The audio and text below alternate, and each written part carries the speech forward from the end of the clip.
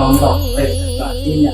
Iya dulu kan pemimpin kita itu demikian, sehingga regenerasi yang menapaki seorang pemimpinnya itu punya jejak yang jelas. Di ditapaki itu nanti mempunyai nampak jelas yang jelas. Artinya kalau kemarin apalagi ini kan pada akhir-akhir ini kan seolah-olah itu permasalahan-permasalahan yang terkait dengan bagaimana untuk negara itu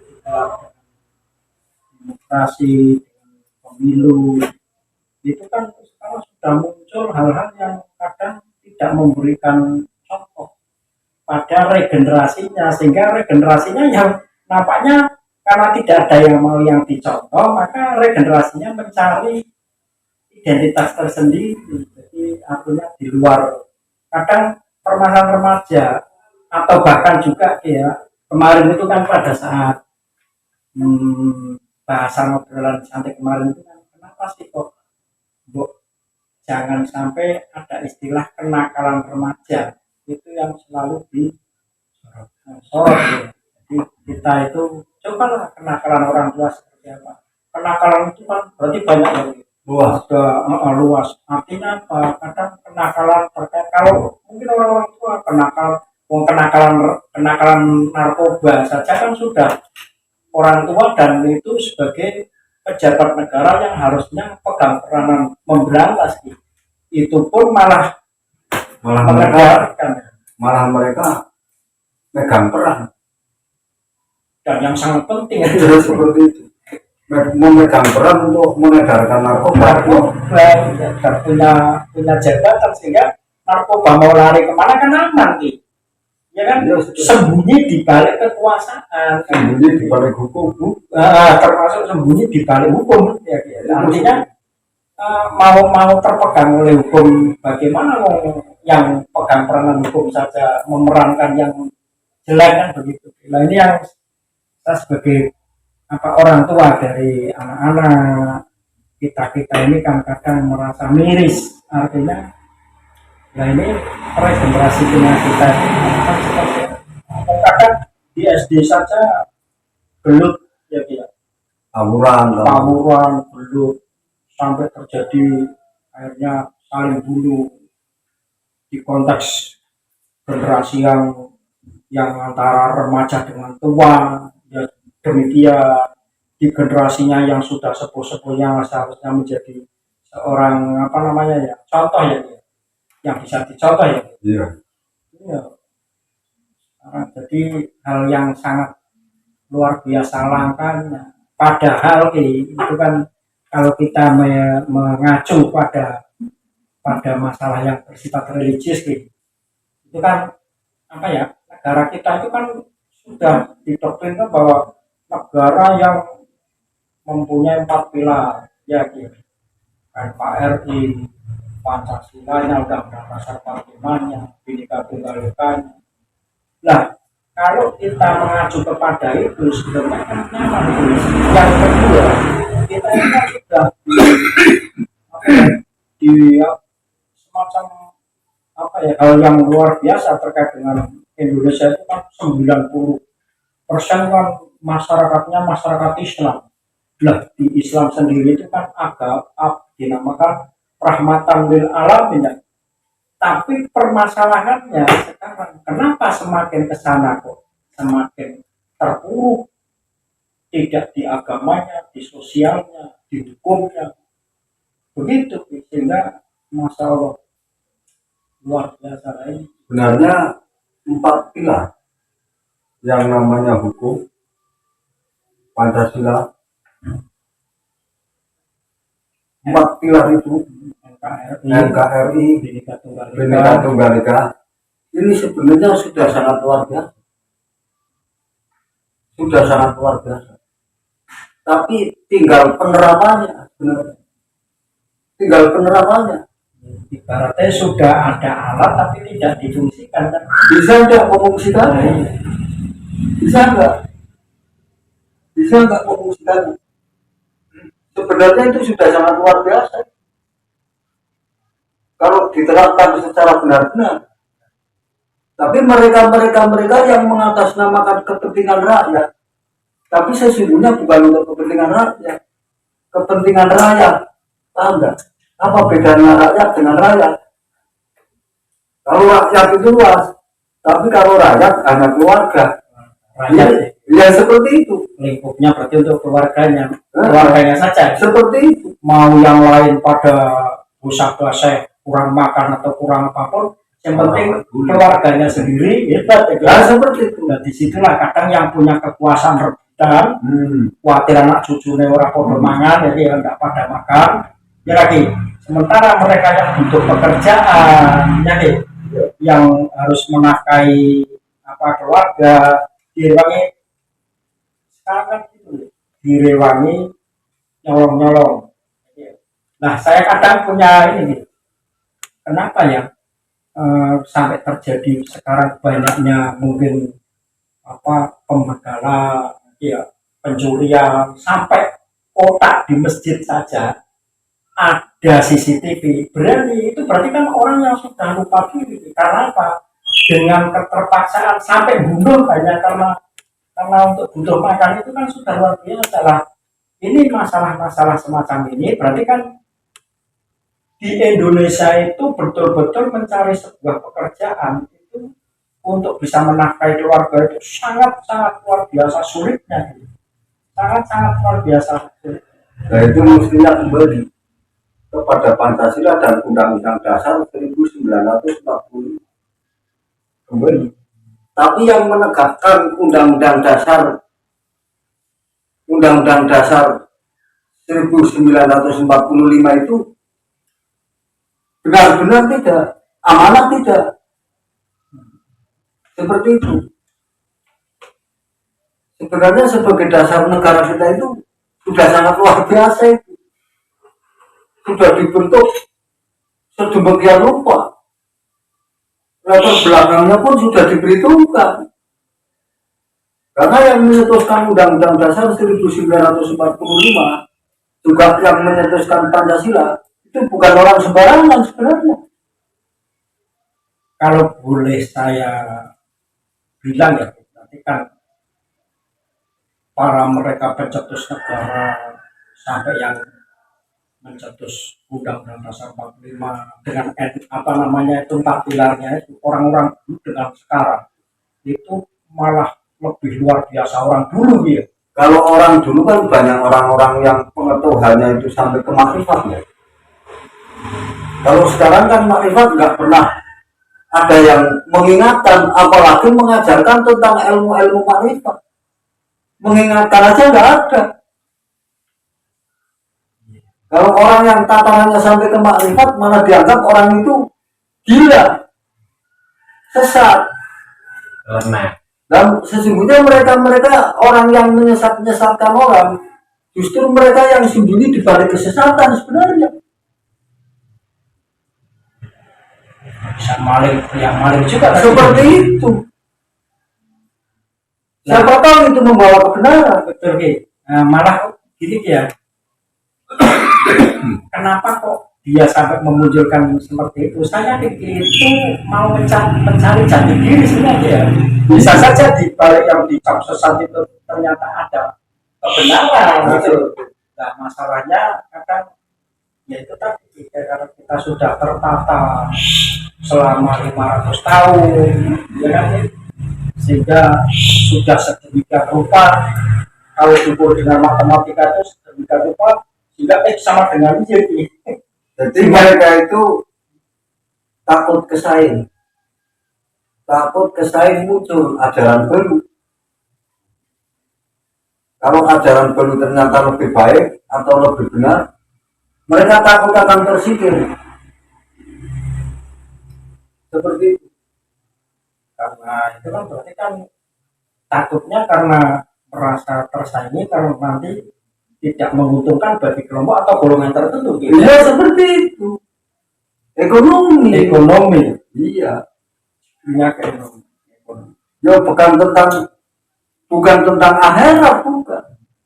Jadi berbicaranya masalah keduniaan. Duniaan. Seperti Di akhirat itu cuma kembang-kembang nah, lama seperti itu buat modal. saja. Nah, itu yang membahayakan seperti itu. Ayo mari kita. Bukan tentang akhirat tapi tentang akhirnya. Akhirnya dia senang. Akhirnya dia senang. Mari kita digali kembali. Mari kita tanamkan akhlak. Terutama itu akhlak. Kalau mereka itu akhlaknya bagus, menjadi pejabat, ya pejabat yang bagus, yang mulia akhlaknya. Nah kalau sekarang era zaman demokrasi yang seperti ini, jabatan cuma 5 tahun, 5 tahun menjabat. Modal untuk menjadi pejabat, modalnya nggak sedikit. Faktor utama Itu yang menjadi rusaknya moral itu ya. seperti itu. Tidak ada mereka jadi jabatan itu tidak mencari keuntungan. Bahkan istilah banyaknya OTT itu kan karena adanya lelang jabatan sih. Nah seperti itu. Berani enggak saudara sekian untuk menduduki ini, berani enggak sekian untuk menduduki itu, kan begitu. Nah, mestinya pemerintah mestinya tahu kenapa muncul sistem yang seperti ini. Titik kepermunculannya dari apa? Dari mana? Kenapa muncul seperti ini? Faktornya bagaimana? Kok bisa memunculkan seperti ini? Itu dikorek itu. Seperti yang pernah saya katakan, kalau rumah itu bocor, yang dilap jangan lantainya. Dicari sumber kebocorannya di mana? Oh, gentengnya pecah itu. Yang diganti gentengnya, bukan lantainya yang dilap. Udah selesai. Kalau pada sumbernya, Iya seperti itu. Kalau negara kita kok seperti ini, korupsi merajalela, pelacuran merajalela, perjudian merajalela, narkoba merajalela. Sumbernya dari mana? Wah, Oh ini faktor ekonomi. Kenapa ekonomi seperti ini? Oh karena banyaknya koruptor. Kenapa banyak koruptor? Kok yang koruptor pejabat-pejabat semua?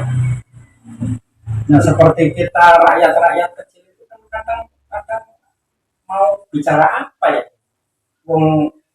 Kalau kita itu kan yang dulu pernah disebutkan. Jadi orang yang punya kekuasaan, ya iya, orang yang punya kekuasaan mau bicara apa saja kan bisa, ya gitu. Ya. Tapi orang yang kecil, walaupun itu bener sampai 1001 benar, tapi karena tidak punya kekuasaan itu kan lemah. Nah, ini yang jadi masalah. Ini kalau terus-terusan semacam ini itu tadi yang saya anak cucu kita regenerasinya itu mau mencontoh siapa. Makanya kan Allah menurunkan agama. Kenapa Allah menurunkan agama? Karena hidup dalam berkomunitas biar pakai aturan agama. Nah aturan agama itu rohnya hukum. Namanya hukum agama. Nah hidup dalam berkomunitas, dalam bersyariat Islam harus dikendalikan oleh aturan-aturan agama.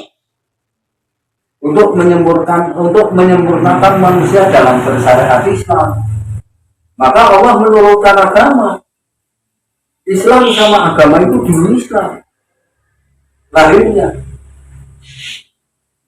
Islam dulu Islam. Setelah Islam lahir, Allah menurunkan agama. Kenapa Allah menurunkan agama?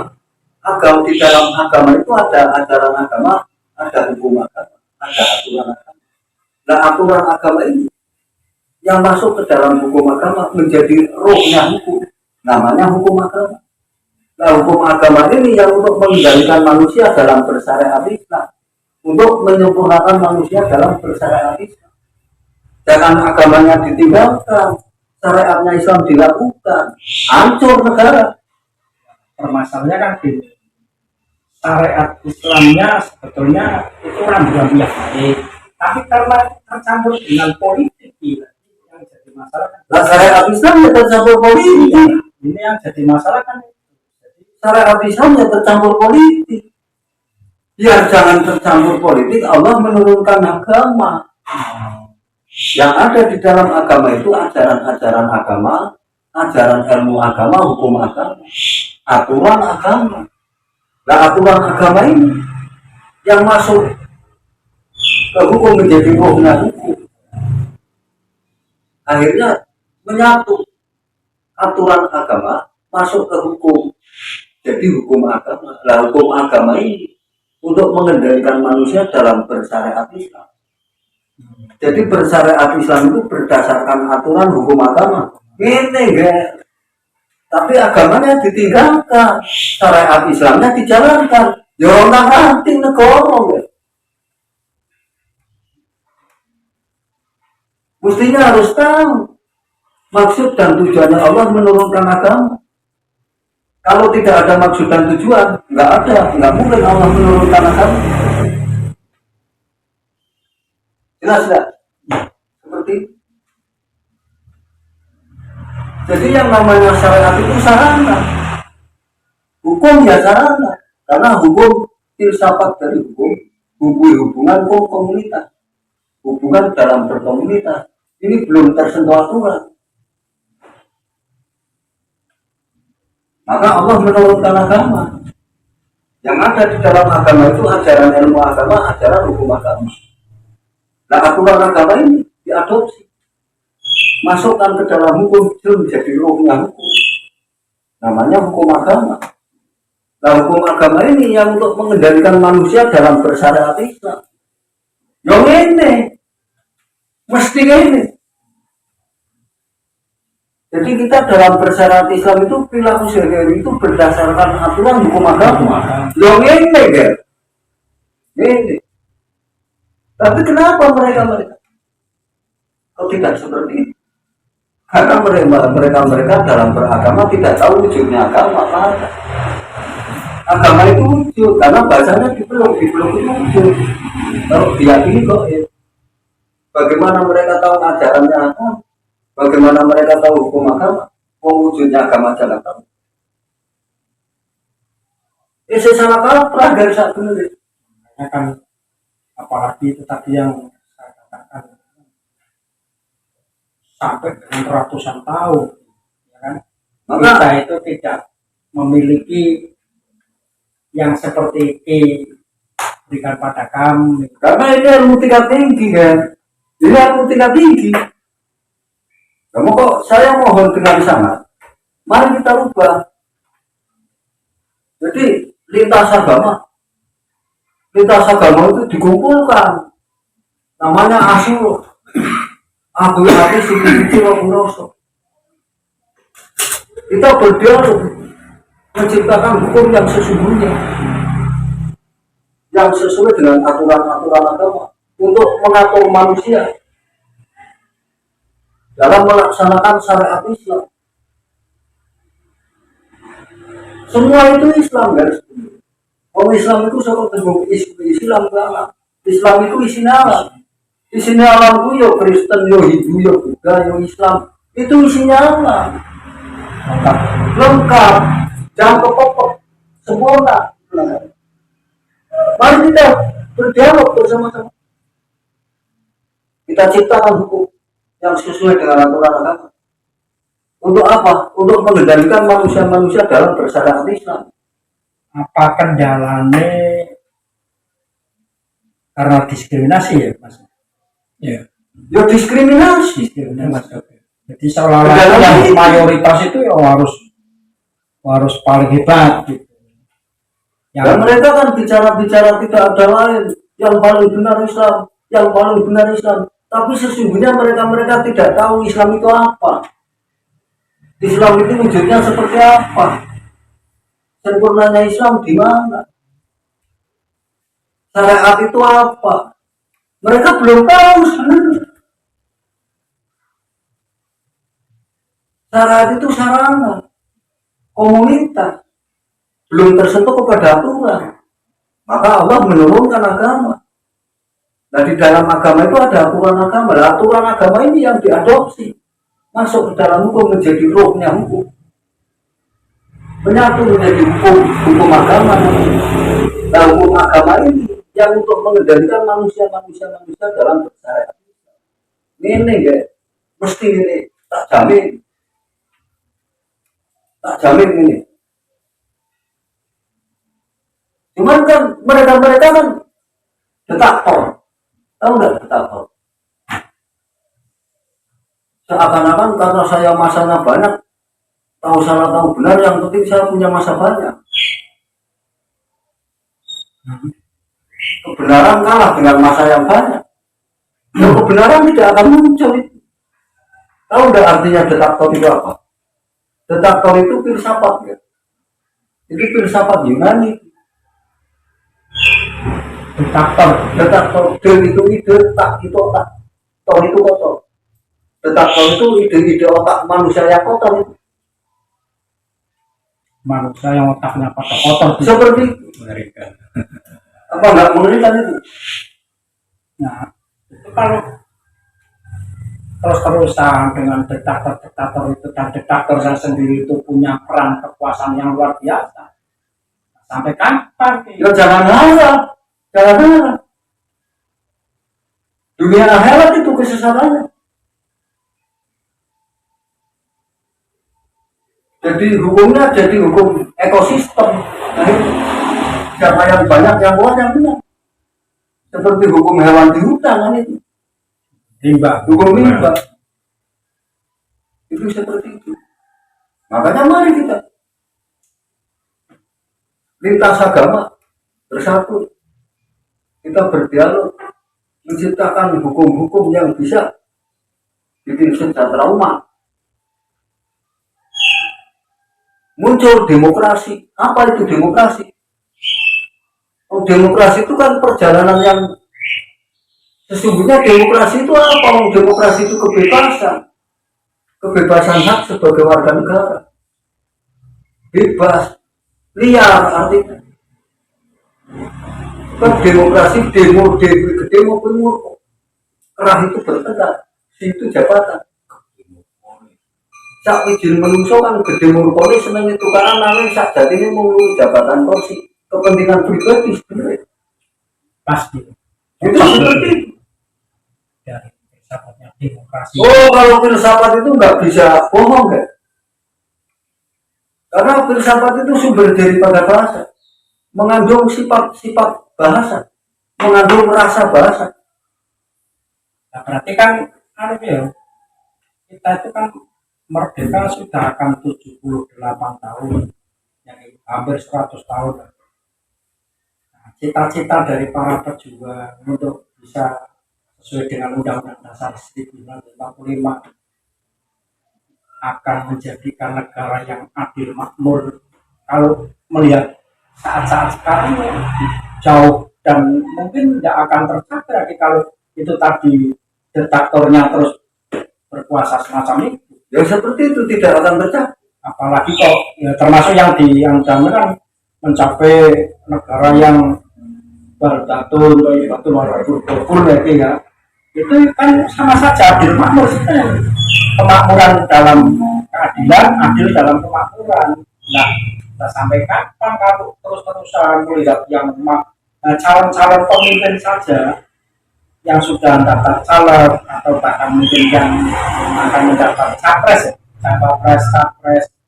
itu harusnya ya mudah-mudahan konten kita ini didengar oleh mereka walaupun kita itu rakyat kecil, mudah-mudahan ini sebagai suguhan yang luar biasa untuk menginspirasi mereka. Oh iya, rakyat yang nangis sareng wong cilik wis ngerti ngomong kaya piye, nyong sing nang dhuwur kudu tak kowe. Ini contoh ya. Sekali mau nyalon DPR, hanya mau nyalon toh, itu habisnya sudah ratusan juta. Itu belum mencari masa. Mungkin sampai jadi bisa miliaran. Untuk mengembalikan modal aja udah empot-empotan, gajinya nggak cukup. Kalau nggak korupsi, modal nggak kembali. Maka jabatannya cuma 5 tahun. Mau kapan lagi saya kalau nggak korupsi sekarang? Kalau nggak korupsi bagaimana modal saya? Dan apa untungnya saya kerja? Nah ini dirubah ini mestinya. Undang-Undang Dasar 1945 harus tegas yang menerapkan.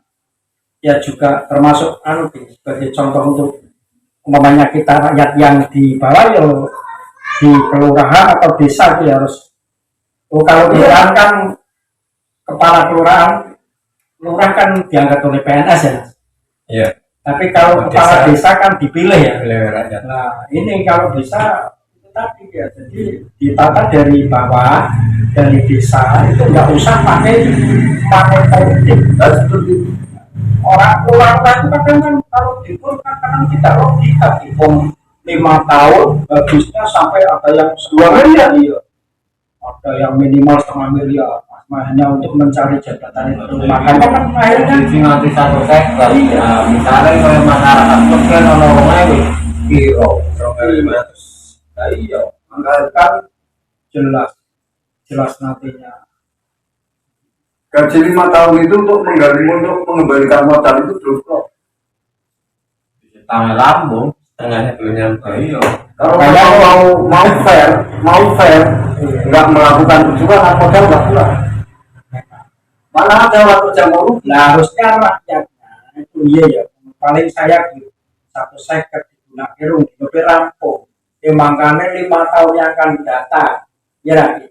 Nah, harus berpikir seperti itu. Karena kita itu melihat kan itu sudah menjadi apa ya? Apalagi jabatan kepala saya itu kan seolah itu segala prestis ya dia. Kalau bisa prestis.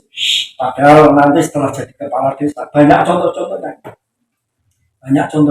Ada yang kembang-kembis, ada yang hanya karena masalah-masalah kaitannya belum modalnya itu sesuai tadi dibilang, jadi tidak akan pernah pulang karena dengan modal yang demikian. Jadi ini sesungguhnya yang punya tanggung jawab ya ketegasan pemerintah. Harus tegas. Bagaimana kalau ada money politik? Cara menindaklanjuti secara hukum bagaimana? Seperti itu. Nah, yang punya tanggung jawab kepada pemerintah ya ulama sebenarnya. Karena ulama itu tugasnya mengemban pemerintah, mengemban umaroh.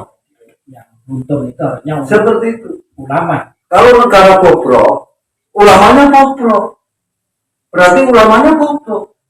Karena ulamanya tidak bisa membina umaroh, nggak bisa nuntun umaroh. Bahkan kadang menjerumuskan gitu. Nah seperti itu. Sanggup nggak jadi ulama? Malah kadang kong kali kong. Nah, kalau nggak sanggup ya nggak usah jadi ulama. Ulama tugasnya berat, memang berat. Karena ulama yang dapat tugas dari Allah. Dan ini sudah bukan barang yang rahasia lagi ya Mas. Ini wis Makin terang-terang. semakin terang-terang. Jadi ulama ini jangan tugasnya cuma ada aliran baru itu aliran sesat, ada muncul aliran baru aliran sesat. Cuma itu aja. Ada pelajaran agama, penistaan agama. Harus ada yang lebih penting yang harus di apa ya Mestinya kan diseleksi. iya lebih penting ada yang lebih penting yang harus diurus. Nah, Contohnya yang mungkin ini sudah pernah kita ungkap, kadang orang-orang saya sekarang juga mungkin sudah tahu. Jadi kalau pacinan sarungan bawa kota luru kadang adol tanggalan. nah Itu kan seolah saya kata orang Islam kok lebih kayak apa ya minta-minta. Lebih hina lah Iya. dibandingkan umat Agung Mulyo. kalau bicara seperti ini katanya pelajaran agama, katanya penistaan agama, pelajaran Al-Quran. Sesungguhnya yang melecehkan Al-Quran itu justru ulama-ulama, kiai yang melecehkan Al-Quran. Itu buktinya itu. Kalender itu. Yang ada di dalam kalender itu tulisan-tulisan Al-Quran. Ayat-ayat suci Al-Quran yang ada di dalam kalender.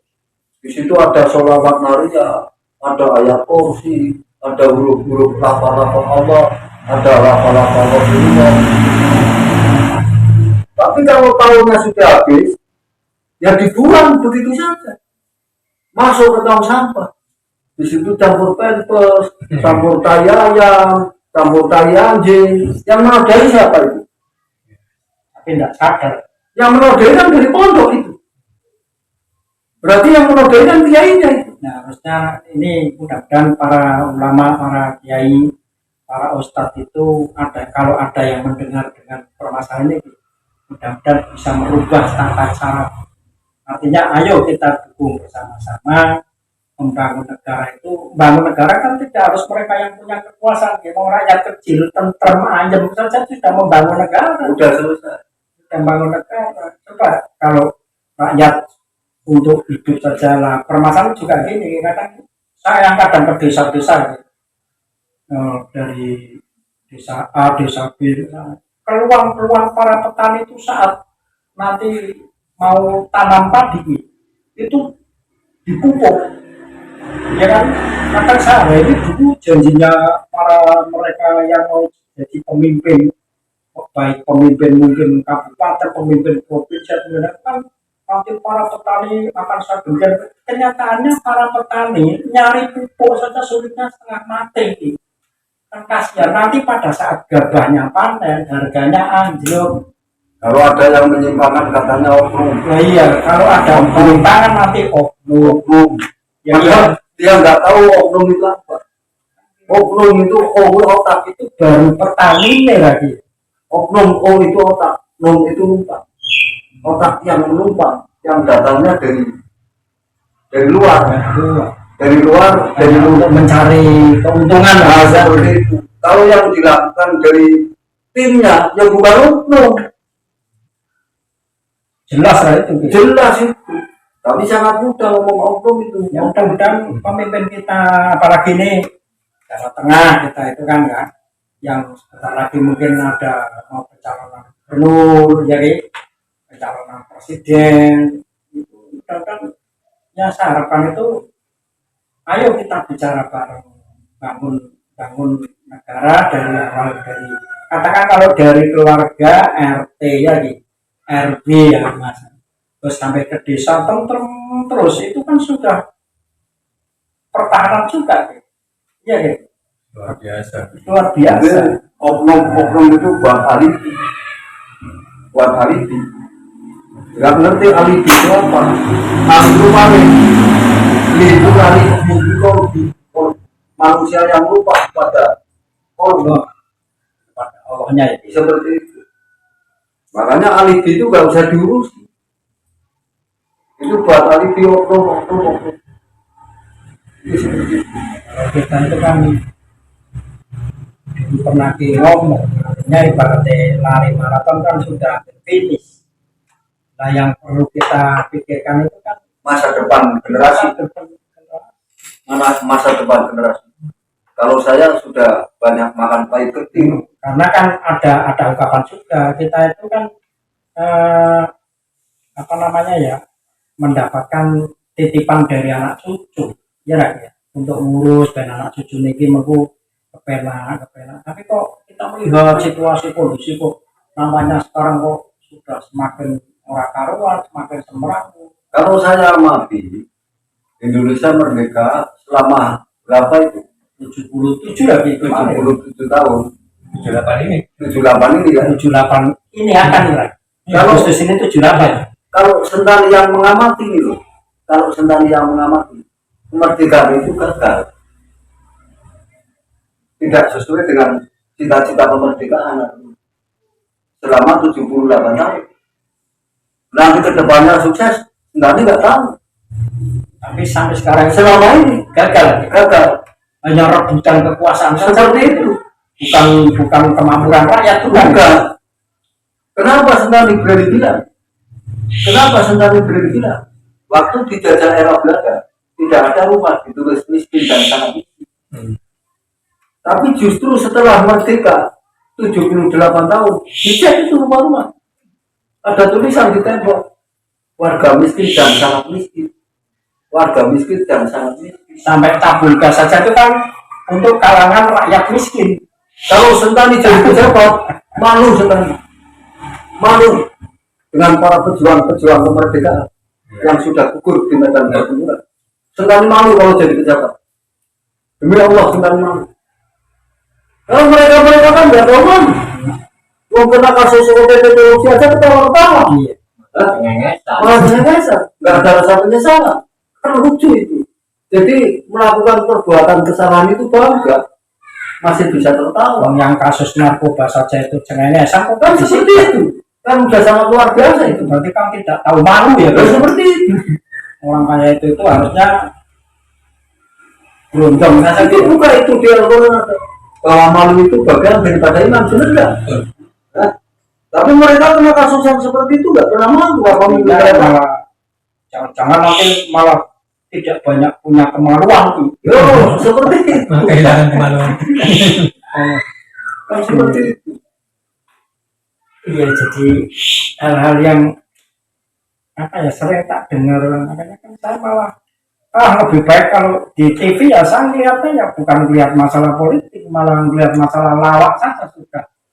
Wong sekarang kalau ada pengajian itu yang ceramah juga seneng yang lama. Nah, lalu yang lucu kan sekarang pengajian, nah orang lucu ya, orang lain. Gak laku. Apakah di dalam konteks kereligiusan yang diberikan oleh masyarakat untuk menanamkan akhlak jadi ya moralnya dan lain sebagainya itu kan apa harus dengan yang lucu-lucu?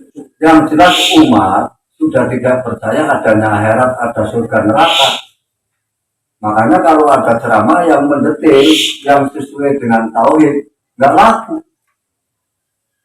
Sudah nggak percaya artinya. Ya boleh dalam hati orang Jawa ya guyon-guyon tapi guyonnya mateng gitu. Tapi kalau untuk kepentingan ajaran agama, jangan sampai ada guyon. Harusnya Serius.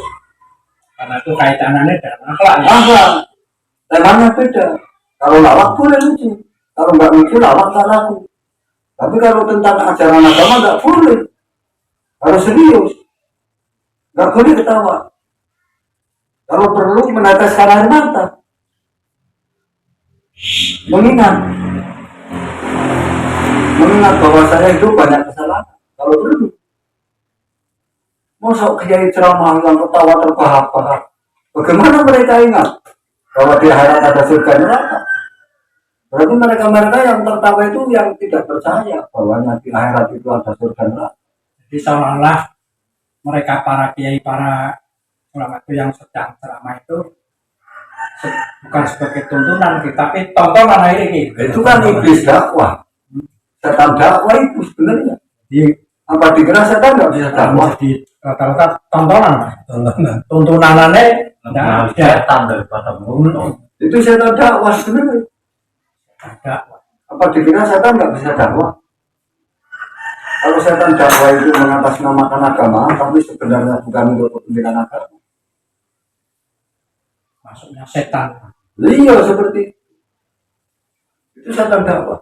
Makanya kita kalau ada pengajian nggak pernah saya mengunjungi, ngapain? Yang paling isinya paling tertawa, terbahak-bahak, katanya lucu sekali. Mendingan tidak dengar sekalian kan? Iya seperti itu. Bukan tidak datang itu nggak suka, prihatin.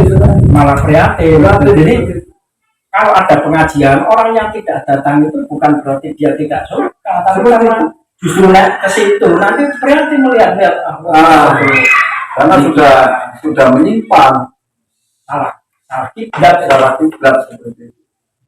Kadang kita itu masing-masing itu tidak sadar diri tentang masalah-masalahnya. Kalau saya ingatkan, saya stop, saya bisa kena masalah.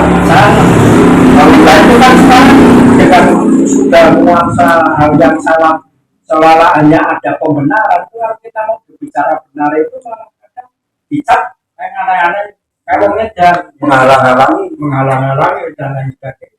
Jadi hal-hal kayak itulah sering ya sudah ini aja ya. Apa kita tadi makanya gimana ya? Tadi mau ngomong apa tadi Makanya ya kita perlu introspeksi lah. Jadi ajaran-ajaran yang bagaimana yang sekiranya bisa menuntun akhlak. Jadi jangan mudah sedikit-sedikit aliran sesat. Yang benar-benar sesat tidak dianggap sesat. begitu mudahnya Nah seperti itu. Padahal yang jelas-jelas sesat itu ada, tapi tidak pernah disentuh. bahwa itu aliran sesat. Ada unsur apa itu seperti itu? Terima kasih. Ini sekedar obrolan ringan. Sekali lagi kami tim Kesentani mudah-mudahan pada konten ini para penggemar konten kami mudah-mudahan selalu dalam keadaan sehat ya, mudah-mudahan kita bakal rezekinya ya, insya Allah mudah-mudahan apa yang disampaikan karena ini sebuah ajaran ya, ajaran yang untuk meluruskan hal-hal yang selama ini kita disalah kaprahkan sehingga bisa mencapai tujuan yang diharapkan. Jadi besok di alam yang kita harapkan itu kita semua di alam akhirat itu nanti di alam kelanjutan itu kita bersama-sama ya menyaksikan bersama-sama untuk bisa sampai ke surga yang kita harapkan. Terima kasih Ki, itu saja dan mudah-mudahan semua yang mersami konten ini bisa mengeluarkan. Insya Allah mudah-mudahan pejabat juga yang sedang menyaksikan konten ini Ki, ini akan sadar diri dan diberikan kesadaran secara nasional Ki, bahkan mendunia sehingga cita-cita dari Undang-Undang Dasar 45 oleh para pendiri negara itu dengan besok menjadikan rakyat yang makrifah jinawi, adil, makmur dalam keadilan ya, itu akan betul-betul terwujud sesuai dengan cita-cita pendiri bangsa ini. Terima kasih Ki, sehat selalu dan salam dari Ki Sentani pada para pemirsa. Mudah-mudahan para pemirsa saat ini dalam keadaan yang sehat walafiat dan sukses terus. Amin. Terima kasih. Assalamualaikum. Sentani orang mulia ya. Sentani orang mulia. Siji ning tak arep sentani. Ora bangsa menungso sak lumah bumi sak kuriping langit lan metu saka dalan kesesatan. Muga-muga mulane kawula sentani tak sebarate sak lumah bumi sak Selalu. muga-muga